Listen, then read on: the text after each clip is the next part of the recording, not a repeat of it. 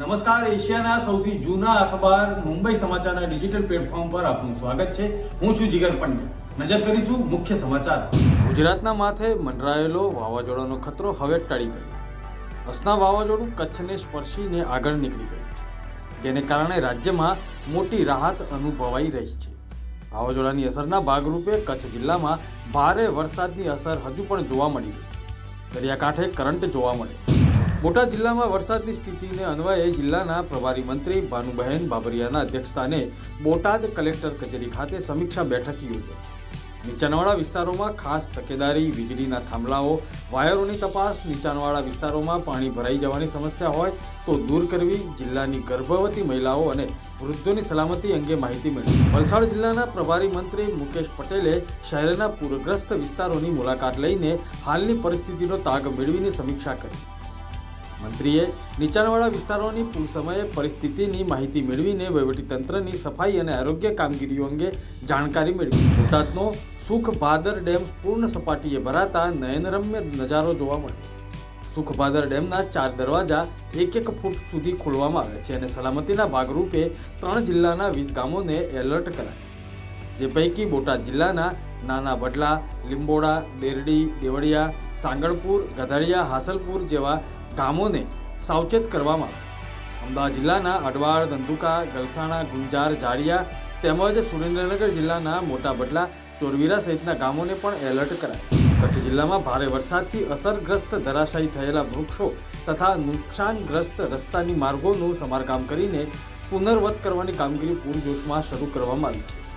વાહન વ્યવહાર પૂર્વવત કરવા વન વિભાગ તથા માર્ગ મકાન વિભાગના કર્મયોગીઓ 24 કલાક ખડે પગે ફરજ બજાવી રહ્યા છે. દેવભૂમિ દ્વારકા જિલ્લામાં ભારતીય સૈન્યના જાબાજ જવાનો દ્વારા ભારે વરસાદની પરિસ્થિતિમાં રાહત બચાવની સરાહનીય કામગીરી કરવામાં આવી.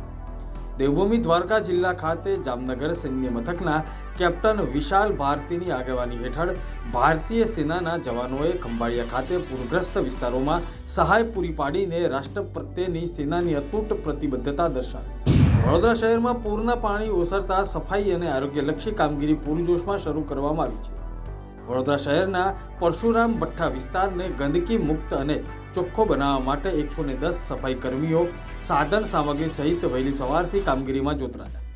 અમદાવાદ કોર્પોરેશનના 70, આણંદ નગરપાલિકાના 30 અને વડોદરા કોર્પોરેશનના 10 સહિત કુલ 110 સફાઈ કર્મીઓ ઉપરાંત 5 જેસીબી, 10 ડમ્પર, 1 રોબોટ જેસીબી અને 2 ટ્રેક્ટર ટ્રેલરે વહેલી સવારથી જ આ વિસ્તારમાં કામગીરી શરૂ કરી હતી. જામનગર શહેરી વિસ્તારમાં 290થી વધુ નાગરિકોનું રેસ્ક્યુ તથા 1550 નાગરિકોનું સુરક્ષિત આશ્રય સ્થાનોમાં સ્થળાંતર કરાયું.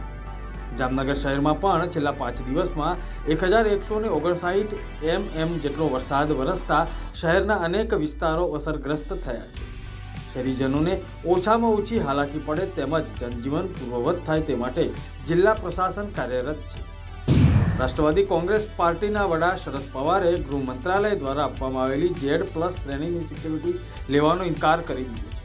થોડા દિવસો પહેલા ગૃહ મંત્રાલયે તેમને Z+ સુરક્ષા આપવાનો નિર્ણય લીધો હતો, જેમાં તેમની સુરક્ષા માટે 58 CRPF કમાન્ડો તૈનાત કરવાના હતા. સ્પામ ઘટાડવાના આશયથી telecom regulatory authority of India try દ્વારા આપવામાં આવેલા આદેશનો અમલ કરવા માટે બેંકો અને ટેલિકોમ કંપનીઓ સજ્જ ન હોવાથી 1 સપ્ટેમ્બરથી ગ્રાહકોને બેંક તરફથી મળતા મેસેજો અટકી જવાની આશંકાને જોતા ટ્રાઈએ વધુ 1 મહિનાનો સમય આપ્યો.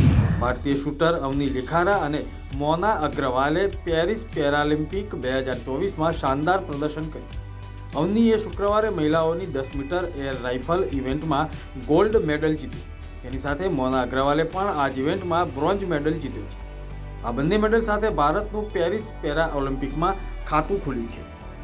આ હતા અત્યાર સુધીના મુખ્ય સમાચાર. જોતા રહો મુંબઈ સમાચારનું ડિજિટલ પ્લેટફોર્મ. નમસ્કાર.